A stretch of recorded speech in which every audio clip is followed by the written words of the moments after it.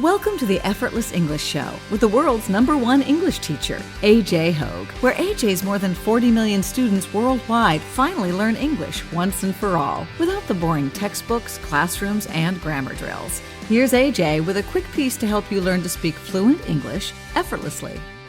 Hi, I'm AJ Hoge. Welcome to the Effortless English Show, the show that teaches you to speak English confidently.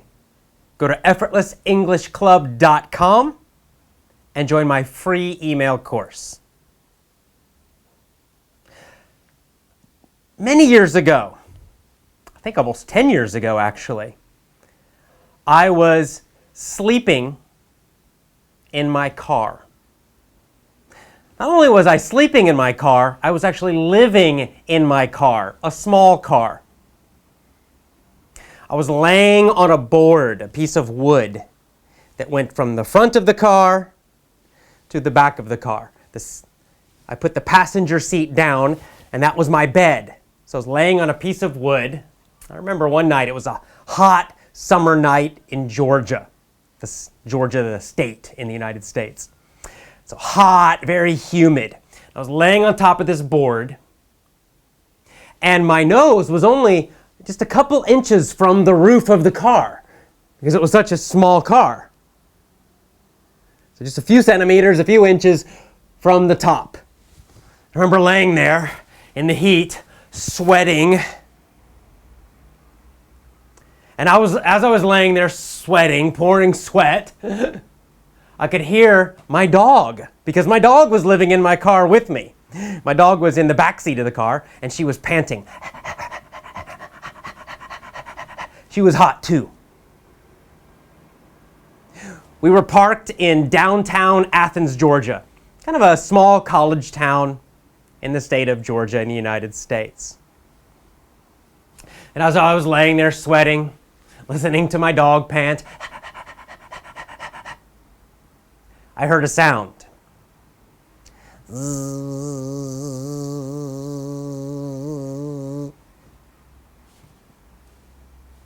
And I looked around.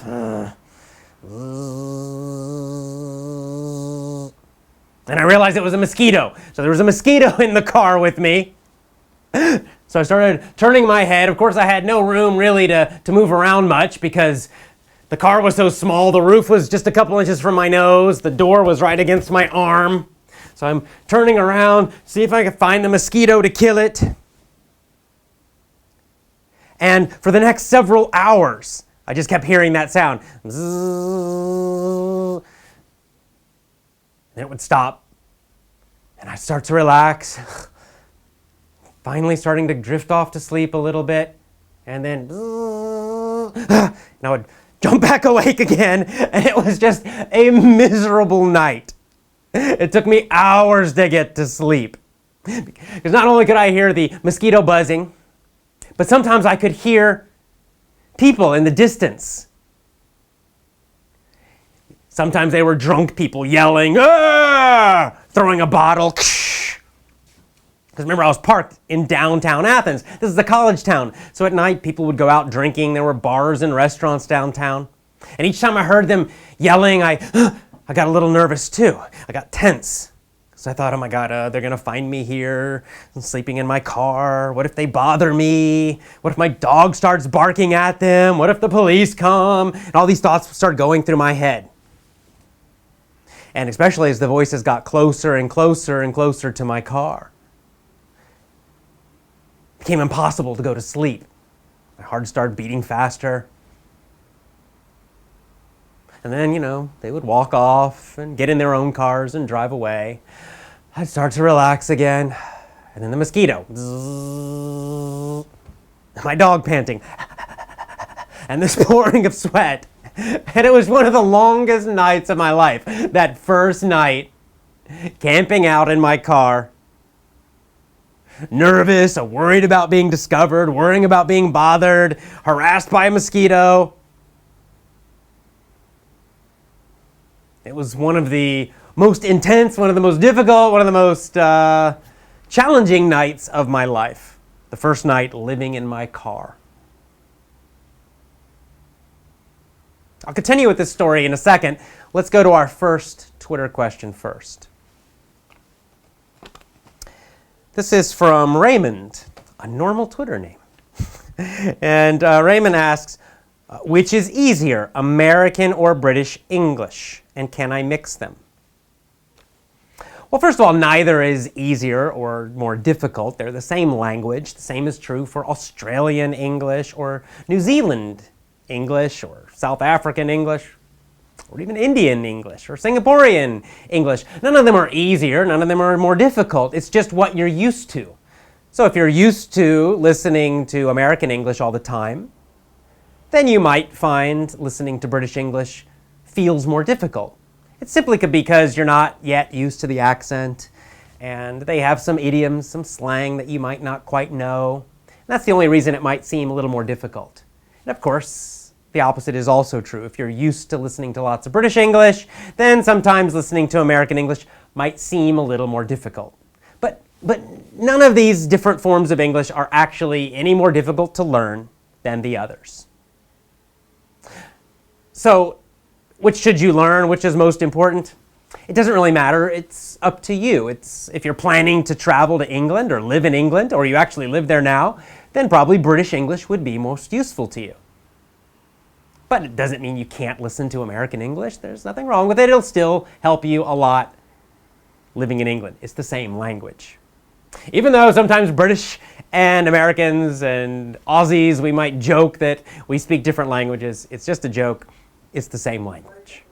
Now the question, can you mix them? Certainly you can mix them. There's nothing wrong with that. It won't cause any problems. So you can listen to some British English and to some American English. That's perfectly fine. And you can listen to some audios from Australia. In fact, it's probably a good idea because if you do that, you'll get used to hearing different accents. So it won't make you feel stressed if you suddenly hear someone speaking a little bit differently. You'll actually train yourself to become a better listener by getting used to lots of different accents. So I actually encourage you to mix in some different accents. If you're focused on effortless English, you're going to get a lot of American English, but sometimes listen to British English. Maybe sometimes find an audio from a Scottish speaker, from an Australian, etc. Perfectly fine. Let's go back to my car living story. Why am I talking about this? Well, the reason is that my good friend Kenny Peavy just recently published a book. And the book is called Young Homeless Professional. And it's about his experience and mine living in our cars one summer in Athens, Georgia. Because you see, at the time, that same summer that I was living in my car, my friend Kenny was living in a truck. He had a truck, and he had decided to try the same exact experiment, live in his vehicle for about 3 or 4 months. So we did this experiment together. Well, Kenny just recently wrote a book about that experience. And there's a little, I think I'm in the book on a few pages where he discusses me and how we both would get together and talk about our experiences living in our vehicles. I suppose the next question would be, why? Why did I do this crazy thing? Why was I making myself face this difficult challenge? Well, the reason I did it was that I wanted to be free. I had become very frustrated being a slave to work, because just prior to living in my car, the year before that, I'd been working at a job that I didn't really like, and I had to work lots of long hours. It was a very stressful job, and I started thinking that I was tired of that situation. I was tired of feeling like a slave to my job, that I had to do this job even though I hated it. And why? Because I had to pay rent. Because every month I had to keep paying my rent. And so I felt trapped. And at that time I was a social worker, and I couldn't think of a way to make more money that I would enjoy more. I really couldn't figure out a better job at that time. But what I did realize was that if I cut my expenses enough, especially rent, if I didn't have to pay rent, I realized that I had enough savings that I could live 3 or 4 months without working at all. And I could just enjoy a nice long break from working. I could just, kind of like when I was younger and I was a student, I could have a full summer off, relaxing, thinking, reading, meeting with friends, doing whatever I wanted to. And I thought more and more about it, and I realized, well, I already have a car. If I build a little bed inside the car, and if I'm smart about it, I could live in my car for a full summer and be totally free and have a break from work. And that's exactly what I did. It turns out it was a fantastic experience. That first night was quite stressful. Of course, it was a new experience for me. I wasn't used to it. You know, I'd been living in an apartment like normal people. And so suddenly I'm living in my car for the first time. That first night was quite stressful. But it got easier and easier. Each night I relaxed a little bit more. I actually started getting used to the heat, so the heat didn't bother me so much. And it became easier to sleep. And my dog also adjusted. So my dog and I actually had a really nice summer together. I had a lot of freedom. Almost every day I would see my friend Kenny downtown, and we'd go to a coffee shop and chat and share stories. I did a lot of writing. And the reason I'm talking about this now, I did a lot of thinking about my life. I had a whole summer just to think about what I wanted to do with my life from that point. And I realized I no longer wanted to be a social worker. I realized I wanted to have much more freedom in my life, not just for a summer, but all the time. I realized I wanted a new job, a new career that I felt passionate about, that I felt excited about.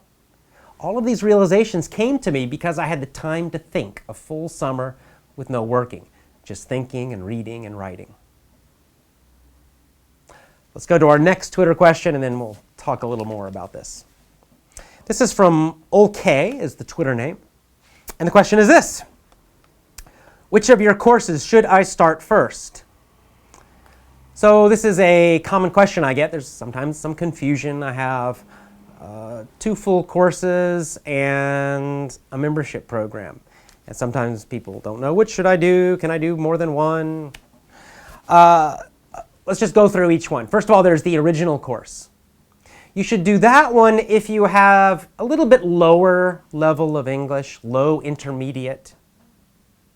How do you know if you're low intermediate? Well, if you're listening to my video now and you understand maybe only 70% or maybe a little less, it's a little difficult for you, then probably start with my original course. Why? Because it starts more easily. The level is a little bit lower at the beginning. If you are a middle intermediate level, then I recommend that you start with Power English, which is on my homepage. How do you know that you're middle intermediate? Well, it means you understand 80 to 85% of my talking now, maybe a little higher. If that's the case, Power English is a good one to start with. Finally, my VIP program, which is my best program, if you understand 90, 95%, or even 100% of my speaking now, then start with the VIP program. That is for my most motivated, most serious students, the ones that want to speak like a native speaker. VIP program is also good to combine. You can combine it with either of the other 2 courses. So I hope that gives you some idea. If you're totally unsure, you still don't know, start with Power English. It's a great one to start with. All right, let's go back. I was living in my car. I lived for a whole summer, and it had several benefits to me. It helped me figure out my life. And I would say, as I look back now, I realize it was a turning point in my life. It was a point where my life really began to change a lot. And a point that led me ultimately to starting Effortless English.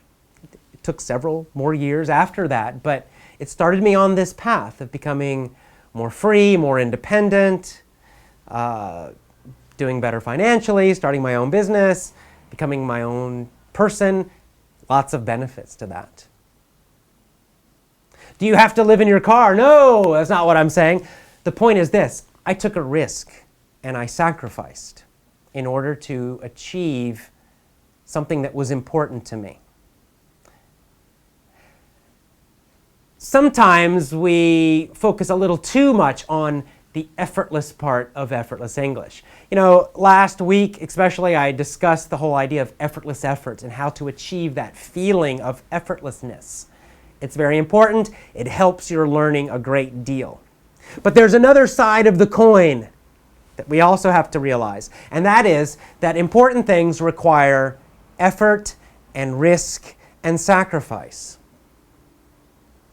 To have a whole summer of freedom, just to think about my life, it required a sacrifice. I wasn't making enough money to still live in a comfortable house or apartment and take off for 3 or 4 months. I couldn't do it at that time.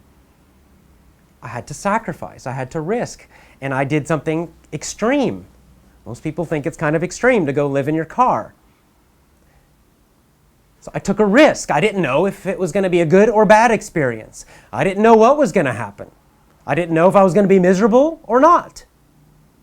It was a risk, and it was also a sacrifice. I sacrificed comfort. No air conditioning, no soft bed, no kitchen, none of that. Living in a tiny car with my dog. It was a sacrifice. I was sacrificing my comfort and everything that I was familiar with. Because for me, achieving freedom and figuring out what I wanted to do with my life and finding my purpose, those things were very important. So I had to sacrifice and take a risk to achieve that. And indeed, it led to me achieving that several years later. You need to do the same. Anything that's important to you is going to require some kind of sacrifice and risk. Even if it's just speaking English like a native speaker. Can you speak English like a native speaker by being lazy? No, you cannot. Can you do it by just following the traditional old methods, just doing what they tell you to do in school, just following along the usual normal textbooks, being safe, being normal? No, you can't. You have to sacrifice something. You have to take a risk. Now in this case, the risk is trying a different method, trying something very different. I'm recommending the Effortless English system to you for that purpose. But it could be anything different. To get a better result, a greater result, a different result from most people, you have to do more than other people. You have to take a different path to get a different result. That's scary for some people. It's a risk. It's a risk because you're never 100% sure. To have some faith. You have to believe, I believe this will lead me to success by trying this crazy method, not studying grammar rules, doing all these things that AJ tells me to do. It's a little bit of a risk.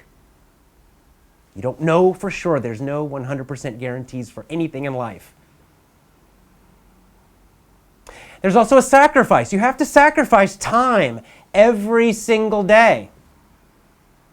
You can't just listen to English for 10 minutes a day and then speak English like a native speaker. It's not going to happen. It does require a sacrifice of time. Now you can make that time enjoyable, as we discussed last week or in the last show.